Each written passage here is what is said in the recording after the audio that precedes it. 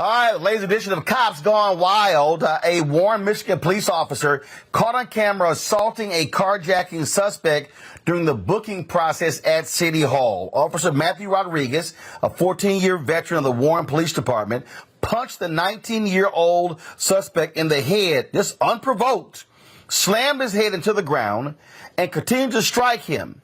Video footage from the booking room released by the Warren Police Department showed the moments leading up to the assault and when Rodriguez threw the suspect into a cell. The officer did not have his body camera on at the time of the incident. Rodriguez is facing assault and battery charges and is on unpaid administrative leave. The suspect was taken to the hospital for follow-up care after the incident. Rodriguez was arraigned in the 37th District Court and given a $5,000 bond. This right here is what we talk about, Candace, from a legal standpoint, where you have these cops who believe they can do whatever they want to do as long as they have that badge and gun. I mean, he just hauls off and just knocks the dude out and body slams him. And there was no protest. You know, what gets me about this is that even though he didn't have on his personal body cam, he knew that there was a camera going, but that never seems to stop them. What do they think is going to happen? They have evidence of what happened. There was no provocation from the gentleman. Everything was going as planned in terms of the booking or whatever they were doing. Why would they do this? And see, that is the problem. Though it's in the why. Why do they continue to assault and batter young black men, especially in these types of situations? And that's the question that police officers and captains and everybody who's going to come out and say now it was a mistake and we've got him on unpaid leave needs to figure out what is at the root of the problem that they need to solve, why this keeps happening over and over again. You're simply collecting evidence and giving this gift to the prosecutor. It's going to be easy to prove assault and battery because you got the evidence right on the tape. I'm not sure what's going on here, but these are something that officers across the country and deputies and sheriffs and all the training programs need to address to get to the core of this question. You know you're going to get caught. You're being recorded. Why do you keep doing it? I'm still trying to figure out, Reese, why in the hell the body camera wasn't on? I keep saying the moment an officer goes on duty, camera should be on. The moment they get off duty, camera should get turned off.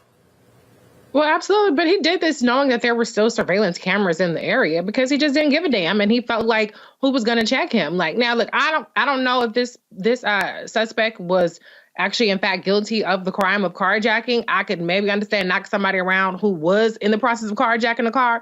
But in the booking room, that time is definitely past at that point. And so this is just more evidence of police brutality, taking it too far and violating people's civil rights. You know, at that point, there's supposed to be an orderly process. This person is not a danger at that point. And so this is excessive. But I'm glad in this case, we do see consequences coming for this police officer.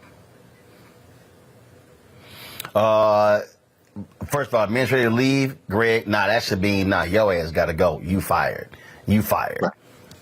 Right. And your name should be added to a national database and registry. There should be tracking of, that was in the George Floyd Justice and Policing Act. Tim! Mission accomplished. Scott made sure that didn't happen. And we should never, ever let that traitor to our common humanity forget it. But like Richie said, I mean, he didn't care whether his body cam was on or off, because at this point, videos, while, we certainly prefer them to not having videos, is a form of trauma porn. They get to watch, and I'm sure the video will be widely distributed, and other police, other hunters will enjoy watching it. As Ice Cube said, F the police coming straight from the underground. Young brother got it bad because I'm brown and not the other color. So police think they have the authority to kill a minority. And so at the end of the day, what they basically saying, as Reese said, is I can do whatever the hell I want to do.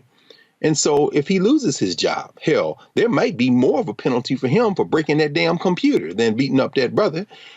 He'll just go to another municipality where he'll be greeted with open arms as a hero and continue to work. Now, if you take them cuffs on, to continue to quote Ice Cube, we can go toe to toe. in the middle of a cell. And that's really what we're looking at here. This man and all of his comrades who act similarly, holding their little manhood in their hands, love to beat up on people with handcuffs on. Love to toss people around, and as you showed the other day, love to grab on whoever they can grab, including other cops, as that white boy put his hands on the white girl when they were putting their brother in the back of the car. This is all about a warped culture where race is at the center, and at the center of race is gender. These are white men and women, but white men whose image of manhood consists of seeing themselves at the top of a food chain when they got people in handcuffs. But see, you gonna keep on till you snatch up on the right one. What do you always say, Roland? You gonna hit up on the right one day. Yep. Now I'm done. Keep trying to let them know.